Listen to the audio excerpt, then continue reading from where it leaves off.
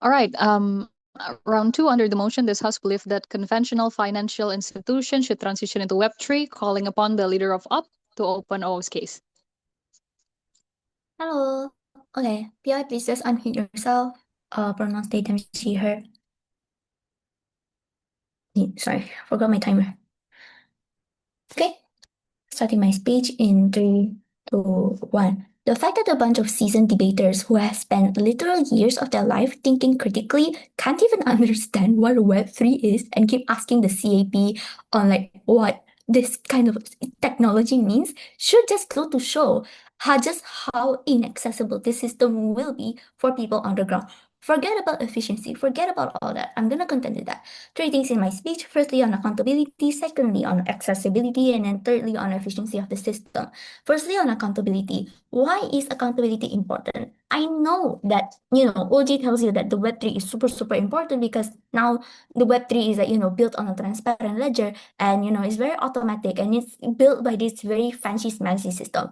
But that's not what accountability means, especially when it comes to conventional financial institutions. Let's not forget that there's a very human element to the financial systems. Who is using the systems? Who runs the systems? When you implement Web3 into the system, it only takes care of the transactions. It doesn't take care about it doesn't like take care about the whole like administration stuff. It doesn't handle the decision making that happens in the banks. What this means is that when Web3 is implemented, in the event where, say, for example, someone misuses the Web3 system, which is very inevitable, like, say, for example, since it's peer to peer, because there is no intermediary, what's most likely going to happen is that some people are going to take advantage of the system by tricking old people or young people into immediately giving them like money in exchange for like something, basic scam basically. And it happens like basically all the time, especially in developing countries that have low financial literacy rates. What then this means is that when such things happen, there is no accountability because people are like, because now the banks have like such a plausible deniability and it's like, oh, there's nothing we can do, it's already registered into Web3 and everything looks legit on the transparent ledger, as long as the ledger is balanced, then nothing is wrong with it. And there's nothing you can do about it to hold the banks accountable because technically they didn't do anything wrong. And like technically it is not upon them to do anything for you since all the transactions are now on a third party system, which is the Web3. So then like that also just goes to show like there is no accountability on Gov. Exactly because there is no room for manipulation, for human interference, that is when you do not get any accountability whatsoever. Why is accountability important? Because these are financial institutions. A lot of people on the ground depend on them for their livelihoods. They store their money into them. They store their hard work into these financial institutions. And like it is very reassuring for them to know that like there is somebody who they can hold accountable or like they can reach out someone tangible to hold accountable when things go wrong, which is all the time, and people are very paranoid humans. So why would there be POI. accountability on opening opposition? They claim to you that there's not going to be any transparency, but I think this is false, especially in conventional financial institutions. They already publish their financials like every single year, every single term, every single fiscal year, and like especially since they're competitive, especially since the central banks like literally run the fiscal and monetary policies, that's when you can get transparency. There's no urgency for this in the first place. And like that's even better. If there is something bad happening, like say someone manipulated the records or something, then you have an actual human being that you can punish. When Web3 messes up, what are you gonna do? Like if there's no accountability, there's nothing anybody can do when something goes wrong. I'll take that POI. I think human involvement also exists on our side because you need the programmers for the technologies and all that. So it was still there. Yeah, you have the programmers, but like you can't hold the programmers accountable since it is not their fault anyway. They're not the ones who are messing up the accounting. It's the codes that's messing up the accounting. Same reason why when AI does something wrong, the creators are not being punished for it. There is like no legal thing for it yet. But also I just want to hop on to like the accessibility part in here. I know the motion said that there's going to be transitions, but I don't think it's gonna be enough. Like I think accessibility is the most important thing in conventional financial institutions because of the reasons that I brought to you earlier. Not just accountability, but also like accessibility. Why is accessibility reduced on government? Especially when they champion to you that there's not gonna be any physical branches. This eliminates any need for documents or paper documents. This is such a harsh transition for people who still depend on like this analog system to keep them going. Maybe they need to go to the physical branches. They need someone to actually explain to them in person. And this is especially true for those who are living in rural areas, like what OG tries to bring to you, and especially like for people who depend on this kind of thing. Like these physical branches, they serve as like a as it's not just a formality. It's there to actually serve a use. There's ATM machines that people who don't understand how to use the digital systems to go through there and withdraw or deposit their money. The physical branches are an important landmark of accessibility, and that's not gonna happen on government. But also, I just want to say, like, is it true the Web3 doesn't need internet access? I think it does, especially when it's like like such a huge, very complicated thing. I don't think it can just run offline like that. Then accessibility happens on opening opposition exactly because we don't use the Web3. We involve a lot more humans on it.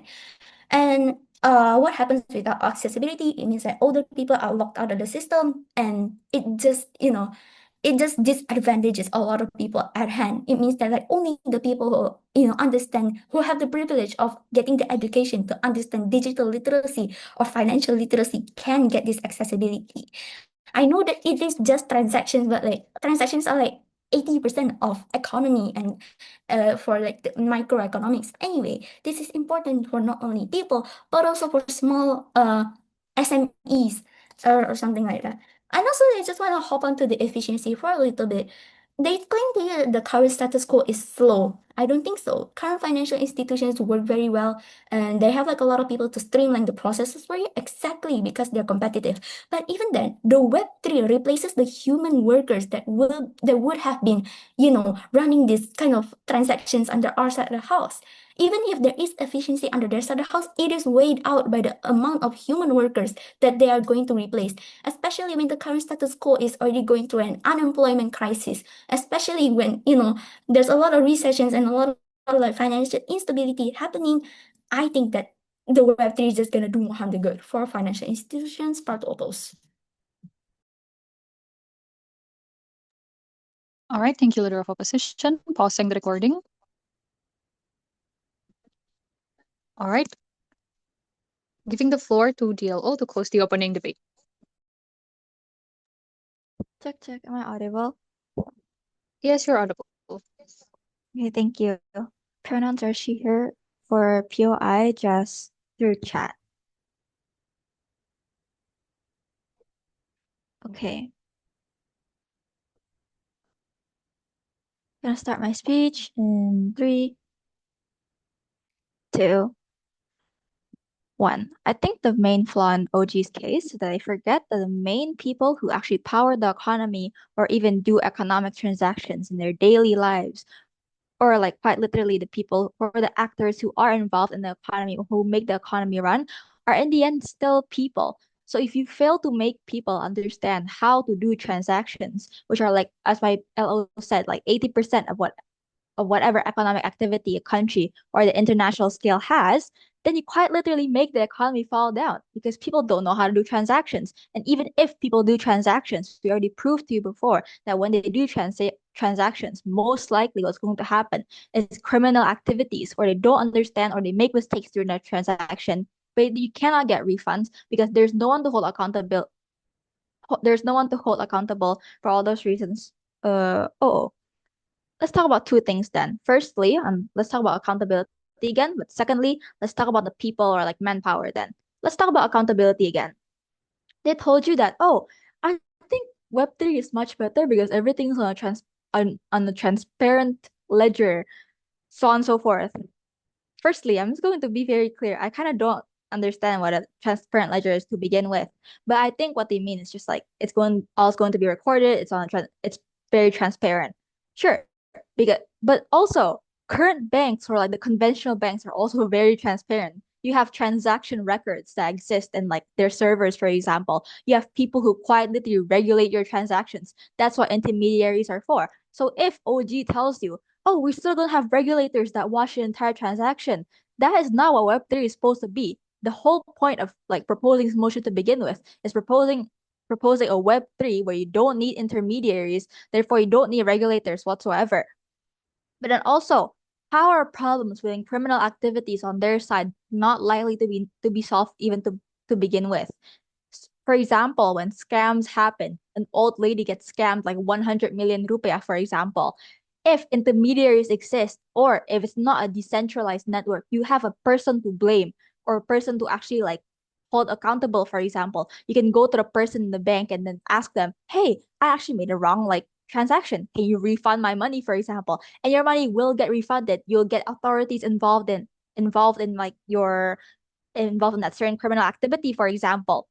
But on their side, it's not clear who is held accountable.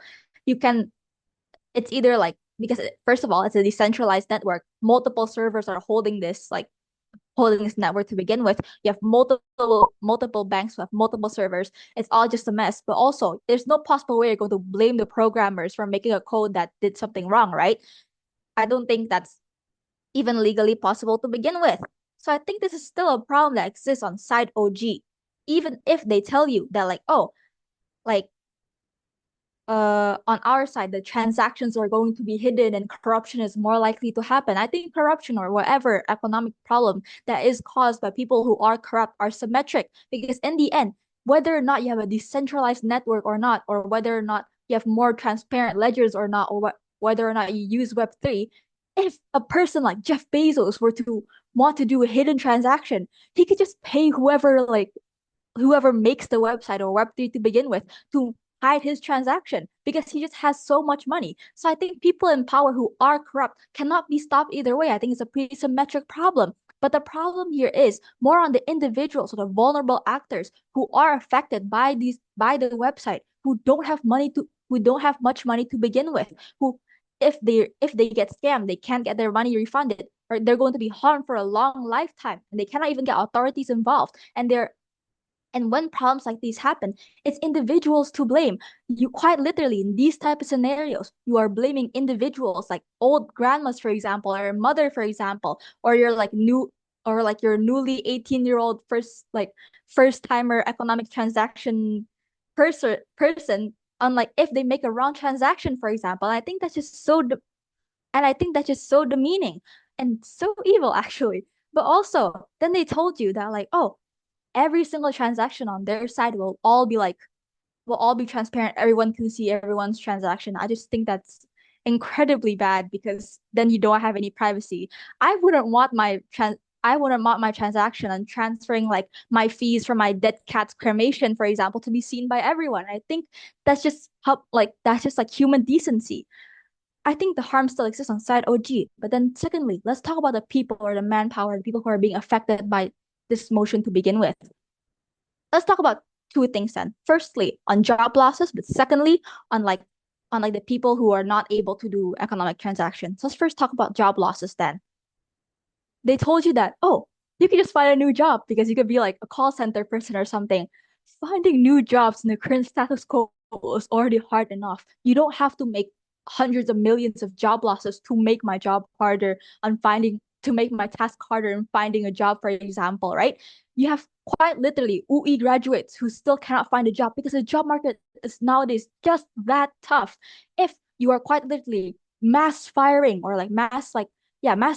people from jobs that exist from jobs in banks, which if we're being so for real, there's like thousands of banks inside of Indonesia. In one bank, you have quite literally like at the very least 100 people or 200 people working. If you were to fire that mass amount of people, the amount of people who are going to become like jobless is going to be incredibly big. If your solution was to just like, oh, just go find a new job, the job market is going to be harder for everyone then, because then you have quite literally like people who used to work in the bank who have a pretty good CV having to compete with just freshly uni graduates. And I think it's just incredibly evil for people who are just trying to find a job. And also, you're quite clearly firing people who so far has a stable life.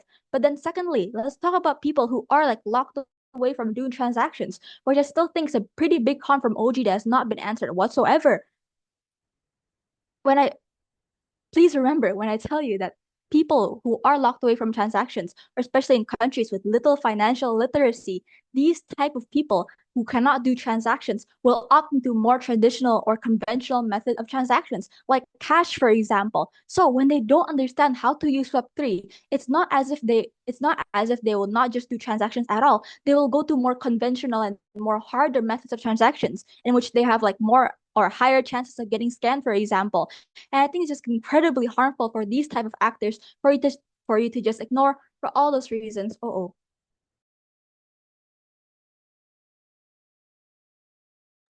Thank you, DLO. Wait, let me just check one more time. Okay, consent. Calling member of GOF to start the closing.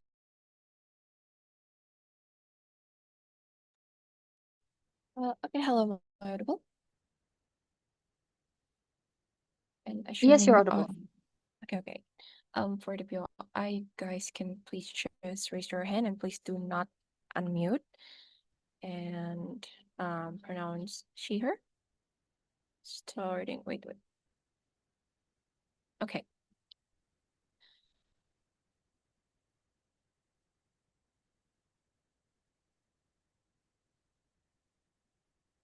Okay, starting my speech in 3, 2, 1. I think the whole debate or what's going on in the opening debate is, if we see it thoroughly, is actually the most important thing that to talk about is regarding of access and accessibility, right?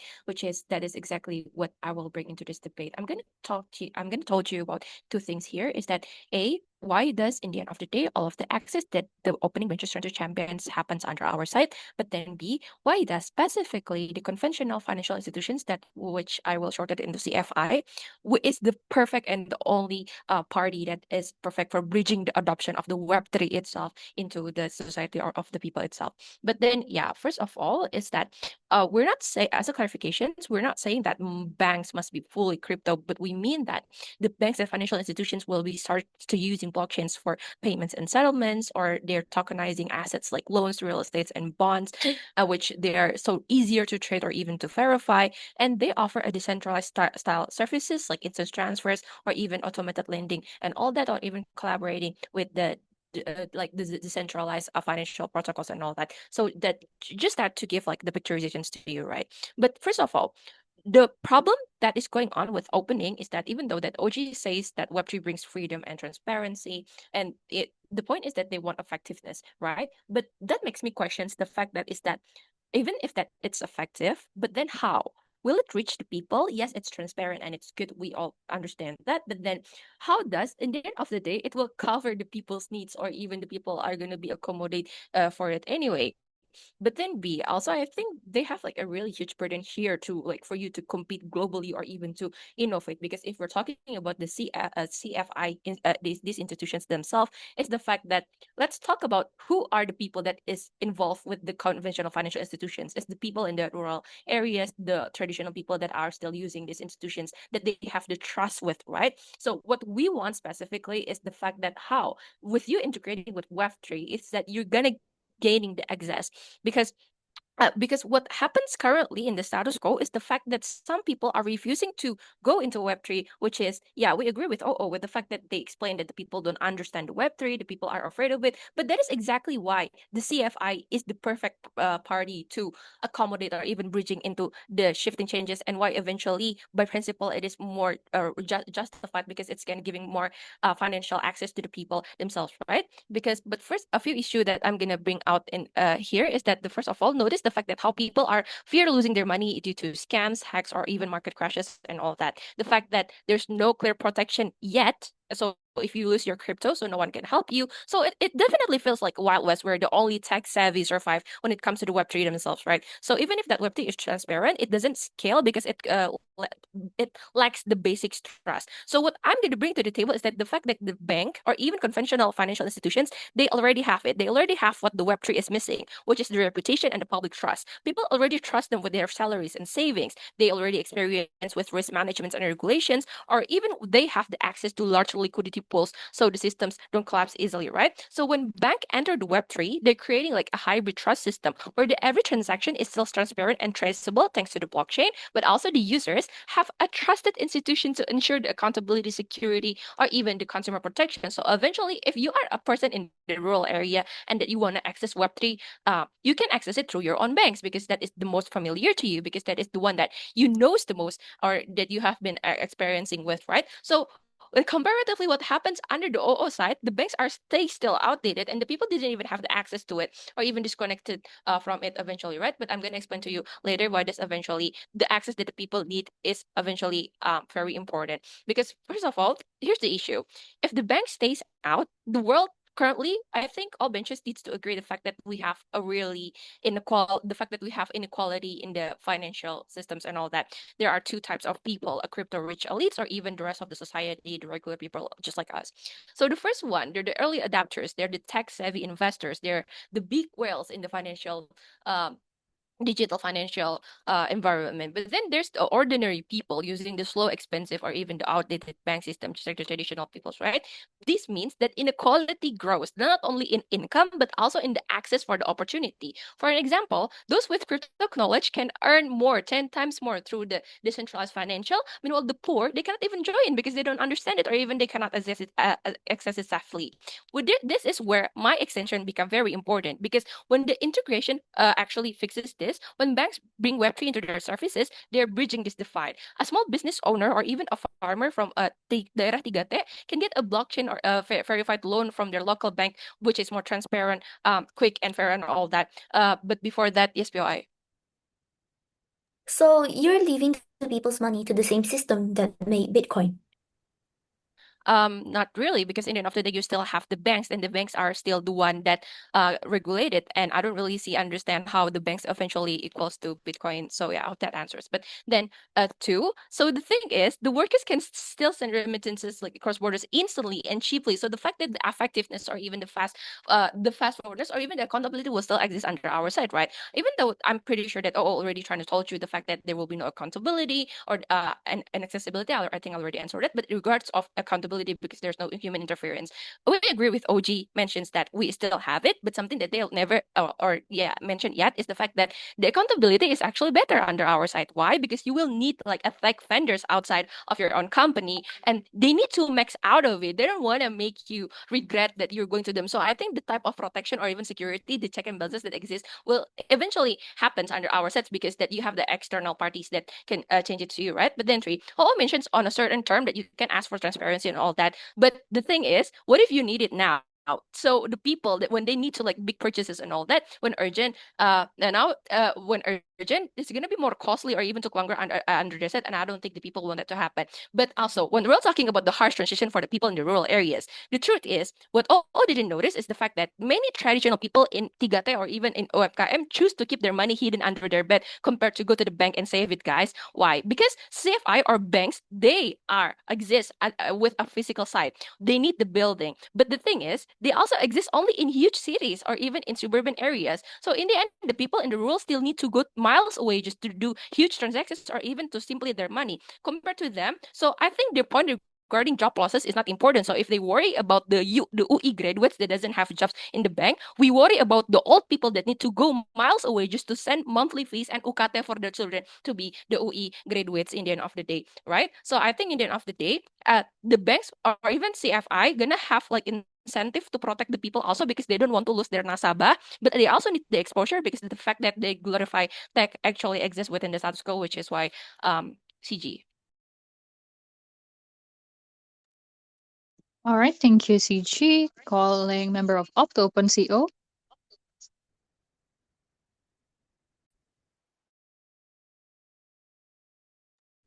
Hi, am I audible? Yes, you're audible. Okay, thank you very much. For POI preferences, please unmute yourself and vote spam.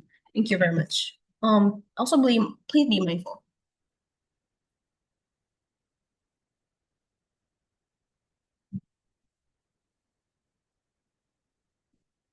I'll be starting my speech in 3, 2, 1.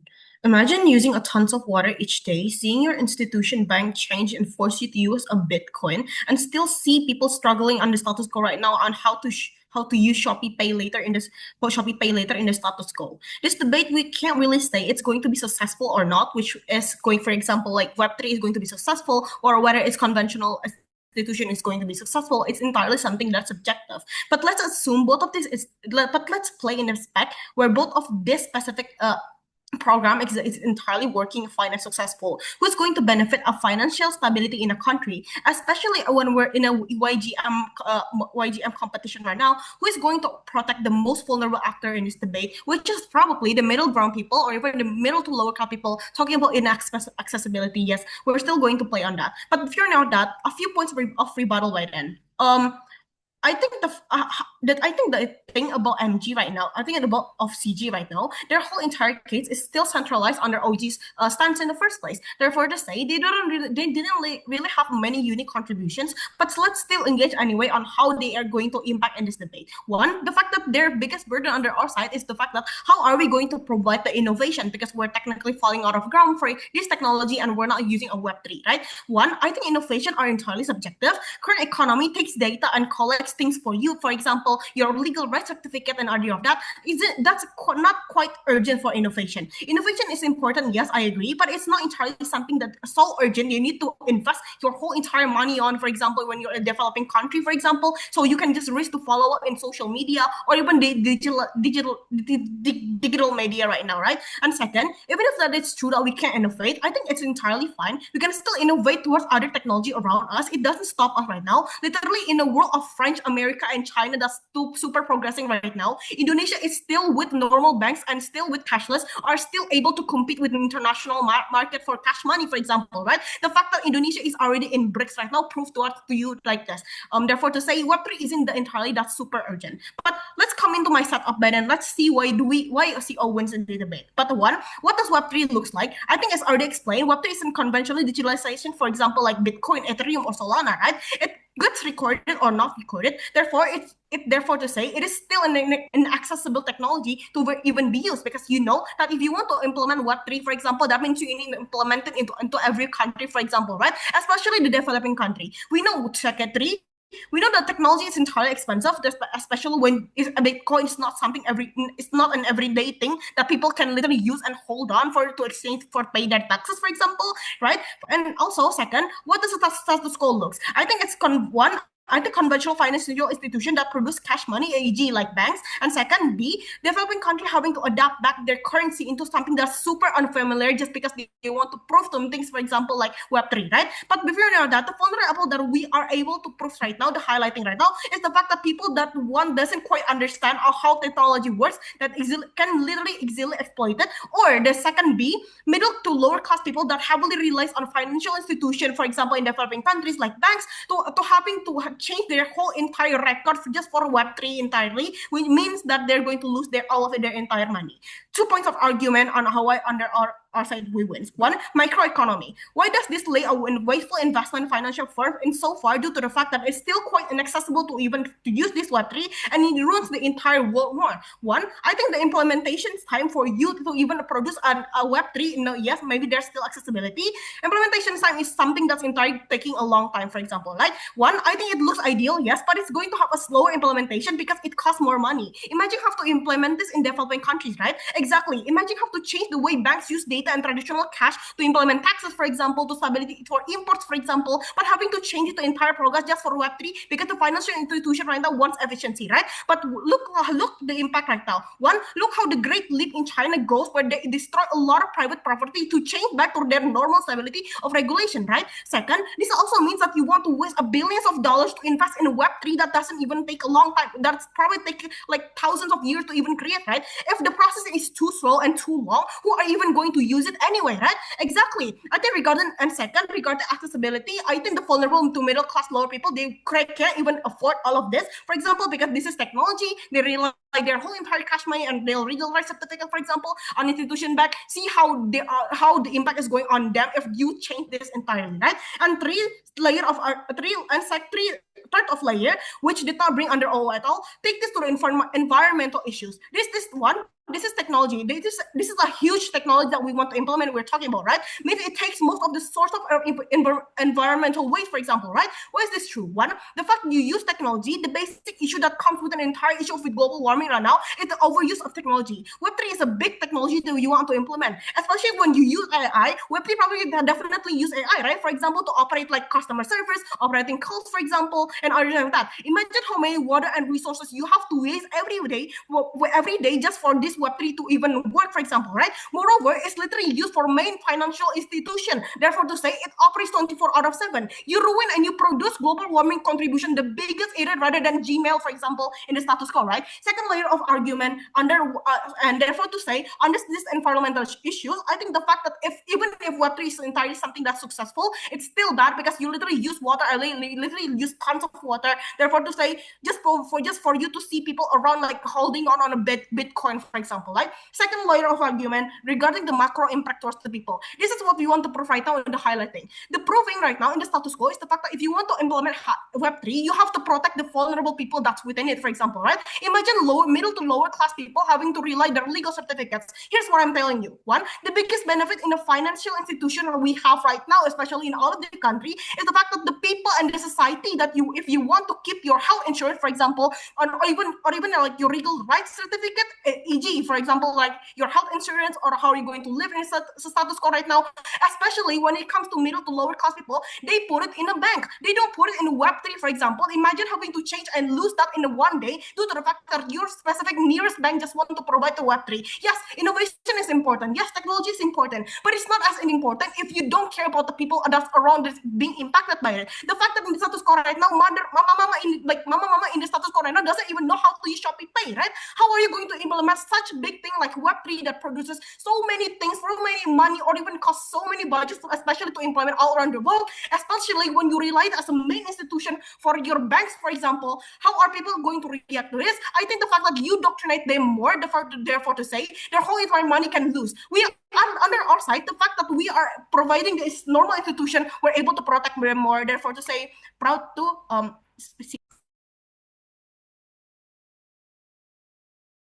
Right, thank you, member of UP, calling of whip to close the golf bench case. Hi, am I audible? Yes, you are. Okay. I'm going to start my speech in 3, 2, 1. First of all, I would like to clarify that we don't rely to OG since we're the prerequisite for OG's goal to be able to compete internationally and globally. And notice how OG never talk about how it is important to spread or introduce or giving access of financial opportunities to rural people and specifying on CFIs as they're reaching. This is why my members' contribution matters the most. I think what makes our extension is different from OG is that what we are trying to highlight, our main highlight here is that we're trying to emphasize why actually these conventional financial institutions should move to Web3 because first of all, I think my member has already mentioned about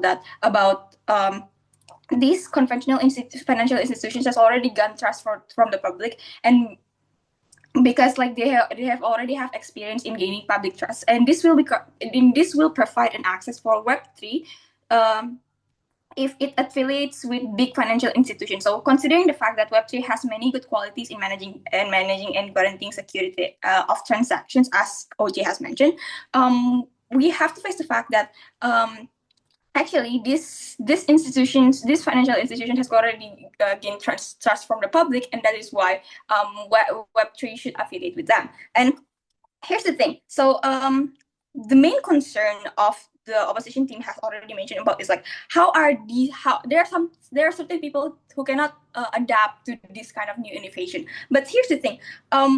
We think that by having conventional financial institution to affiliate with Web3, this will become a sort of like a mediators on how people can adapt to this. And we have to face the fact that actually we need to keep up with technologies. Like either way, innovation is going to improve. Like in technologies, we need technologies in our in nowadays. Because why is that so? Because people tend to seek for facilities and more convenient, right? And like we have to face the fact that everyone needs to cope up with it. We cannot just leave those people who cannot cope up with it, who do not understand the use of internet, or those people in rural areas who do not have access to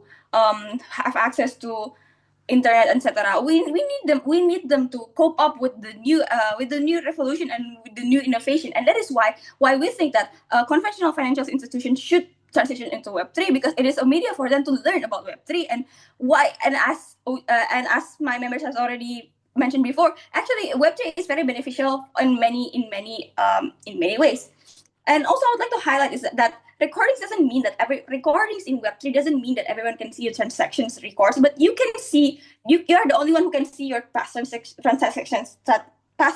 Sorry. So this way, the transparency of Web3 is still guaranteed rather than having a third parties, which you can guarantee that this third party can keep up with your transaction parties. So, for example, like Web3 allows more security for its user because there's no mediator between transactions.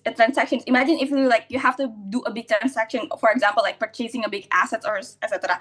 By having a conventional financial institution work with this transaction without Web3, it means that there's a third parties who will know about these transactions, and you cannot guarantee if they are going to keep up. They're going to keep your information private or not. And by having no mediator, this Web3 will provide transactions which is more safer and more accountable in many ways. And also, regarding the job fields, job losses happens every time innovation happens. It happens since the industrialization, but it opens another job opportunity. But compared to the trade-off that my member already told you, I'm pretty sure that it's not comparable to the struggles that rural people face due to lack of access or financial opportunities. The inequality would always grow, and it's bigger under opposition side. CEO never engaged in this. And also, I don't know why the opposition side always mistake Web3 as Bitcoins, which why we need people to familiarize with the concept of Web3, because banks will make sure it wasn't as complicated as before, because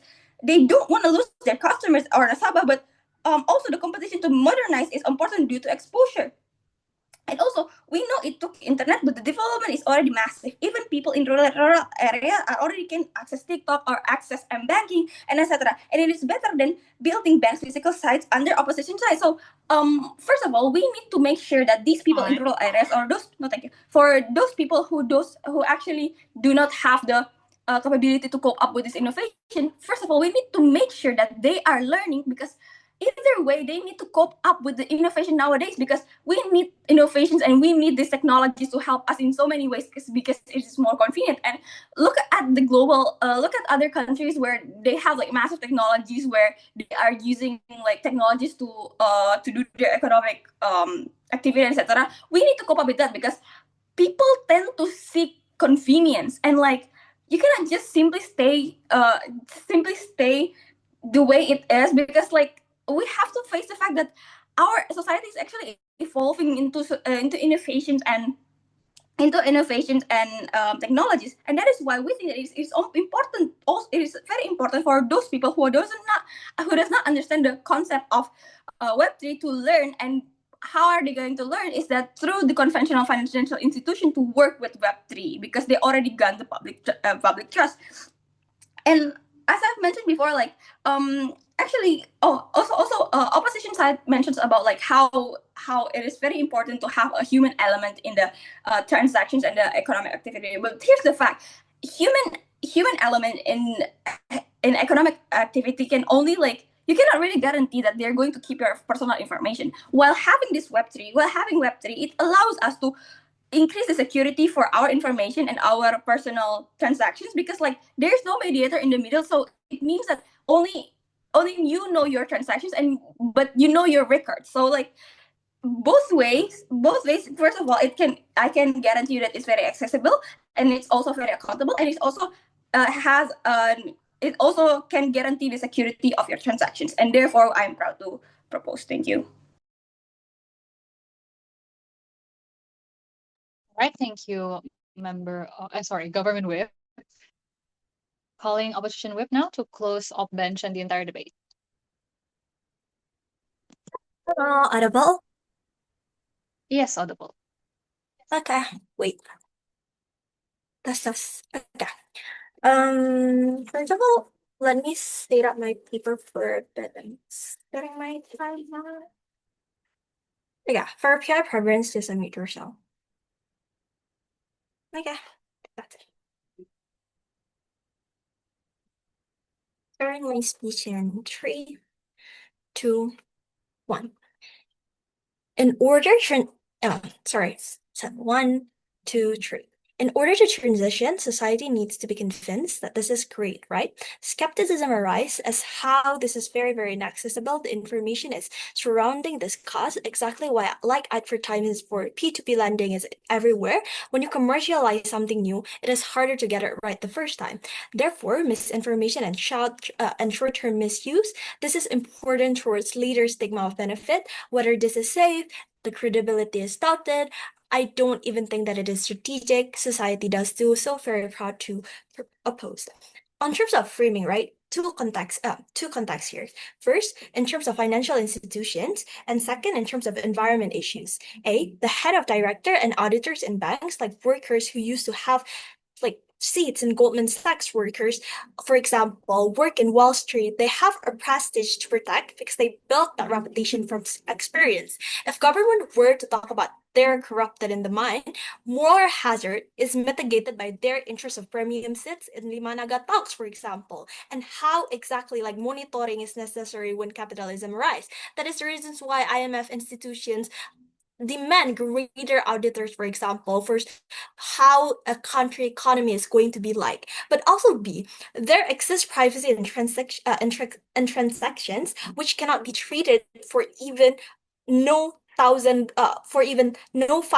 rupiah transaction fees, to which it is a volatile market because check and balances is hard to track. It is rooted on complex system issue compared to just human error, which you can just pay with, suing people anyway, for example, or you just can file a complaint. And it is harder for you for this, which I'm going to explain later. But on terms of environment issues, right, it is a greater concern with how many countries are on the track of minimizing the use of carbon and opposing harms of environment like EU. Hence, this is important for climate change because electronics, even the use of AI, which is used to program, heats up water and sucks out our weather, more pollution.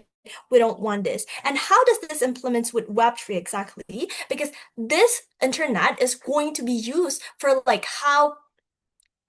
the same reason how like the other AI system, for example, is going to work. Because when you are programming, you're not only going to program in your computer, but also how the energy in order for you to create a program that is huge like this, especially within the international community, international range, it's going to take up more energy than it did before. But also, in terms of rebuttals then, how this is going to be great for the security of transactions. First of all, simply no. I think this is very, very easily manipulated, hence why like hackers, for example, can also pave their way to Bitcoins, and then that is the reasons why they can hack. Also, why is Bitcoin made the prominent talk in here is because the system works exactly the same. I think that proposition has to engage themselves in how this internet actually works. Because at the end, if they were to talk about how the system is actually going to be great, because how the programmers are always there to surveil and also code, then they have to understand how does exactly, if error and bugs happens, this is going to be great, this is going to be wider in terms of audience and how people are going to experience problem. But also, in terms of why, even if security on transactions is important, because at the end, this is I think like our biggest concern, because security in our side is going to be like privacy. If you were to talk about how this is going to be open to everyone, the information is going to be there, I think that is I think that is not great, especially for the people who are in people who are very, very vulnerable to hacks, for example, to scams, for example. Even a leakage of your number or your phone number, for example, can be used for spam calls. That is the reason why, especially with transactions like this, you are very vulnerable to more scamming. I think like comparatively, right? If your prerequisite is for you to thrive in order of security, in order for protection, then you have to provide why the safety net in your side will be there, because at our side, the accountability will be greater. I think in terms of this shadow class then, metrics of accountability, OG said because this is a centralized without intermediary, which provides transparency and everyone can partake, this is great. But OR, what does OR respond with? Because this is going to be bad because the lack of responsibility from workers who audit, and also more exploitation towards vulnerable community. But what does TG say, right? No clear protection and a greater interpretation for society in like conventional banks. So therefore, Web3 would be great. But how the CO responds to all of this, right? First of all, financial institutions works with how the familiarity with the economic struggles, for example, that is the reasons why they're in charge of fiscal economy, fiscal policy. They have partaken in that situation. That's why like Minister Purbaya actually give out to 5 state-owned banks, for example, and how convenient cannot be treated for the protection. That is the reason why safety net, like why we can file a complaint, like why we can sue this banks, for example, or people who work in it. It is very, very likely for us because CGS systems exist. Because if we were to talk about how complaining is going to be in your side of Web3, how else you're going to complain to a system, especially when you have little to minimal literacy, minimal digital literacy.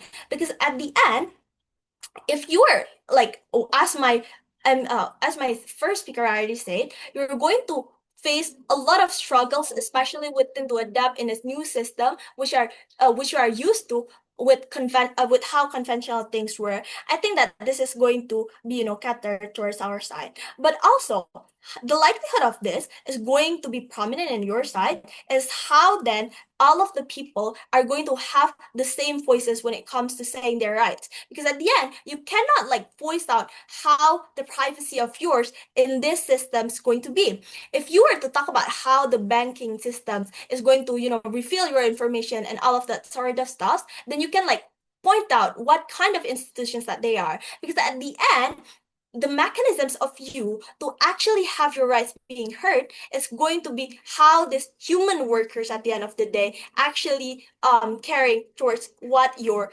complaints were. But on terms of accessibility, right? I think like I'm going to be quick on this. How then people in rural areas can also be accessible in this? Because at the end of the day, conventional banks, financial institutions have already lent out so money for them, for example. So there is why they have more paperwork than you do, because more paperwork actually means there's more check and balances and people are more familiar with the identity of these people. So even if you are somewhat kind of from underprivileged area, you still have to you still can partake in this kind of conventional bank, which you can do in Web3. So very proud.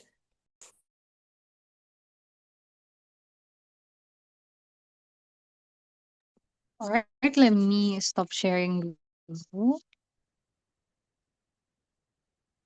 Let me stop recording.